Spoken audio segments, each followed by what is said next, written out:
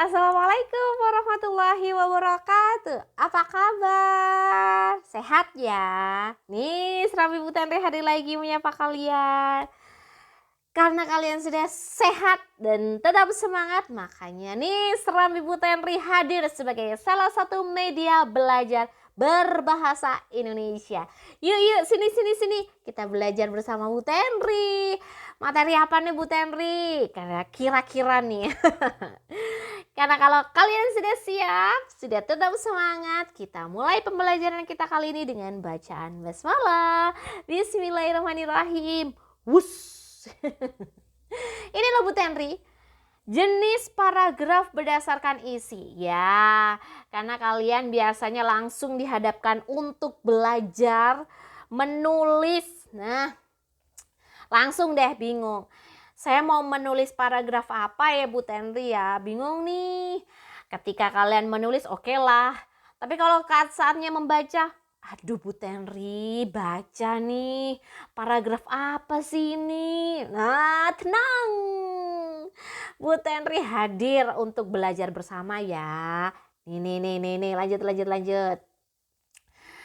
Kita harus mengetahui dulu sebenarnya paragraf itu apa sih? Nih. Paragraf adalah kumpulan kalimat yang mengandung satu ide pokok dan merupakan bagian dari sebuah karangan utuh sebagai pendukung topik pembicaraan. Waduh, ini sudah mulai mumet nih Bu Tenri. Wah, gak apa-apa, tenang. Karena ketika kita sudah dihadapkan dengan paragraf satu aja, jangan banyak-banyak, satu aja. Sudah mikir, ini kita mau diapain, kita mau ngapain, mau dianalisis apanya. Nah, sabar ya. Nih, lanjut nih. Jenis paragraf berdasarkan isi. Kalau sudah mengetahui tentang pengertian paragraf, kita langsung masuk paragraf berdasarkan isi ya. Paragraf yang pertama adalah paragraf deskripsi. Paragraf berikutnya adalah paragraf argumentasi. Paragraf berdasarkan isi berikutnya adalah paragraf eksposisi. Paragraf selanjutnya adalah paragraf narasi. Dan yang terakhir adalah paragraf persuasi.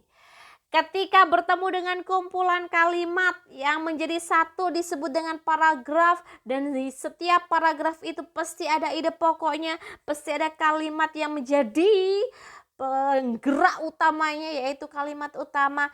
Tenang, yang sekarang kita langsung masuk ke isi. Apa sih Bu Tenri? Pernah dengar deh ini, tapi saya nggak tahu kata kuncinya. Ya, sebentar. 5 jenis paragraf berdasarkan isi. Kita langsung belajar tentang kata kuncinya dulu biar sedikit hafal gitu.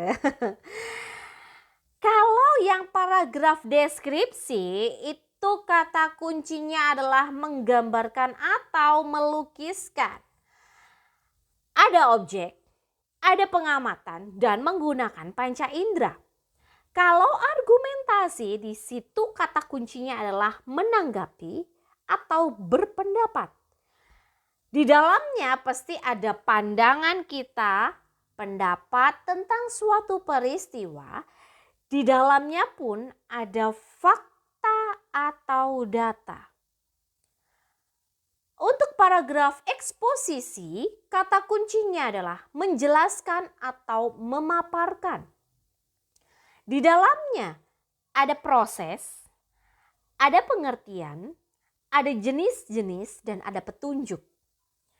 Untuk paragraf narasi, kata kuncinya adalah menceritakan. Di dalamnya kata kuncinya ada tokoh atau pelaku, ada alur cerita, dan ada konflik. Dan yang terakhir kata kunci untuk paragraf persuasi adalah mengajak, mempersuasi, atau membujuk. Di dalamnya ada kata-kata ajakan, bujukan, imbauan. Biasanya menggunakan bahasa menarik. Lanjut dengan kata-kata kuncinya tadi, kita masuk ke masing-masing paragraf deskripsi. Masing-masing paragraf berdasarkan isi. Nah, kebetulan yang pertama adalah paragraf deskripsi ya. Paragraf yang menggambarkan sesuatu hal atau objek dengan kata-kata secara jelas dan terperinci tanpa disertai pendapat penulis terhadap objek tersebut. Jenis teks yang berisi gambaran keadaan, biasanya ada sifat, bentuk, ukuran, warna, dan sebagainya. Biasanya objeknya, sasarannya adalah sesuatu ya, bisa manusia atau benda. Bisa juga pengambilan datanya ini dilakukan secara individual dan unik. Mengapa? Karena kita terjun langsung ke situ, kita menggambarkan objek itu, apa yang ada pada objek itu dilakukan dengan hasil pengamatan kita menggunakan panca indera kita, kemudian kita melaporkannya. Nah, tuh, udah ada gambaran? Sip, kalau sudah lanjut ke paragraf berikutnya. Paragraf argumentasi adalah paragraf yang berisi pendapat si penulis disertai dengan bukti dan alasan yang mendukung pendapat yang disampaikan. Paragraf ini bertujuan untuk meyakinkan pembaca mengenai hal tertentu berdasarkan pendapat yang disampaikan. Keberhasilan sebuah karangan argumentasi ditentukan oleh adanya pernyataan atau pendapat penulis, keseluruhan data, fakta, atau alasan-alasan yang secara langsung dapat mendukung pendapat penulis. Keberadaan data, fakta, dan alasan sangat mutlak dalam paragraf argumentasi. Mengapa? Karena ketika kita sudah tahu ada data, maka kita bisa mengomentari si data itu. Jadi tuh biasanya dengan asbun, asal bunyi. Oh tidak, dengan paragraf argumentasi. Karena apa yang kita sampaikan, pendapat kita itu ya, argumen kita itu harus ada dasarnya, yaitu data. Lanjut. Paragraf eksposisi adalah paragraf yang menjelaskan atau memaparkan sesuatu hal berdasarkan fakta atau data. Paragraf ini bertujuan untuk menginformasikan tentang sesuatu sehingga memperluas pengetahuan pembaca disertai dengan argumentasi yang kuat dan data yang ada. Paragraf eksposisi hanya berisi satu sisi sudut pandang saja, sisi yang mendukung atau sisi yang menolak. Jenis paragraf ini tidak bersifat membujuk atau memaksa pembaca. Kalau si argumentasi tadi ya, perbedaannya dengan yang si argumentasi tadi itu lebih menyampaikan tentang pendapat si penulis. Tapi kalau si eksposisi ini datanya memang harus disampaikan. Benar-benar harus ditampilkan. Karena tujuan kita ini adalah menjelaskan si data itu. Data yang sudah ada, fakta yang sudah ada, lanjut kita jelaskan. Nah, begitu kalau si paragraf eksposisi. Berikutnya apa sih Bu Tenri? Paragraf narasi. Nah, ini sepertinya sudah sering kita dengar ya. Paragraf yang menceritakan serangkaian peristiwa yang disusun menurut urutan waktu, dilakukan oleh tokoh dengan segala permasalahan yang ada, baik disampaikan secara fiksi maupun non-fiksi. Paragraf ini mengajak pembaca ikut berimajinasi dan ikut dalam suasana di cerita. Berarti kalau misalnya nih buku cerita yang fiksi, yang yang fantasi gitu ya, kemudian maupun yang non fiksi tapi isinya memang ada alur ya, ada alur cerita, ada si tokoh, ada masalah, berarti ini termasuk dalam paragraf narasi. Berikutnya paragraf persuasi ya anak-anak hebat. Paragraf yang bertujuan untuk mempengaruhi, membujuk atau meyakinkan pembaca agar mau berbuat sesuai dengan keinginan penulisnya. Karangan yang berisi uraian mengenai sikap, pendapat, gagasan, dan perasaan yang bertujuan membuat pembaca percaya, yakin, dan terbujuk akan hal-hal yang diuraikan. Penulis mengajak atau membujuk pembaca dengan menghadirkan fakta-fakta sehingga diharapkan pembaca terpengaruh. Sebenarnya kalau paragraf persuasi ini Jatuhnya kata-kata yang digunakan adalah sangat-sangat mengajak, sangat-sangat mengimbau, sangat-sangat membujuk atau mempengaruhi. Bahkan ada yang mengintimidasi. Ini ya paragraf persuasi. Lanjut, Bu Tenri memberikan contoh paragraf deskripsi. Ini contoh paragraf deskripsinya ya. Silakan dibaca, terang. Judulnya adalah Kamarku Pancarona. Ini di sini menggambarkan tentang ruangannya ya, karena memang hasil pengamatannya menggunakan panca indera, maka yang dilaporkan, maka yang digambarkan, maka yang dideskripsikan memang apa yang sesuai sudah dilihat, kemudian didengar, dirasakan gitu. Berikutnya ada contoh paragraf argumentasi.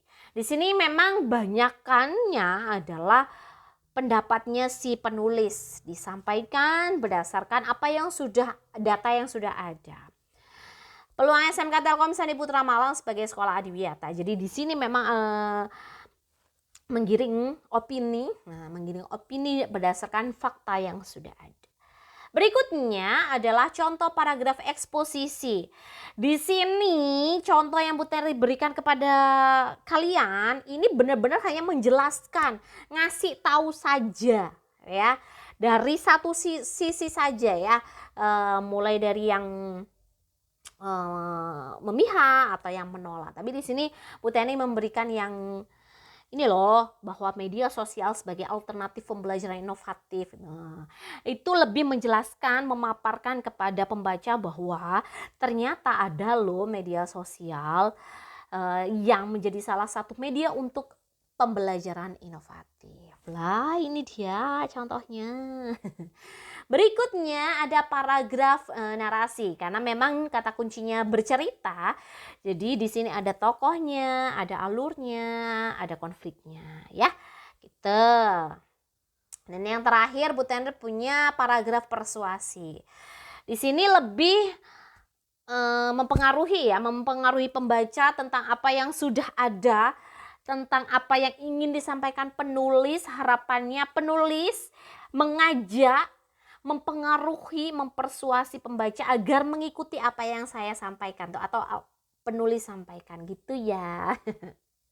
Baiklah, ini dia daftar pustaka untuk materi tentang jenis paragraf berdasarkan isi. Tadi ada 5 ya, jangan lupa ada paragraf deskripsi, argumentasi, eksposisi, narasi, dan persuasi.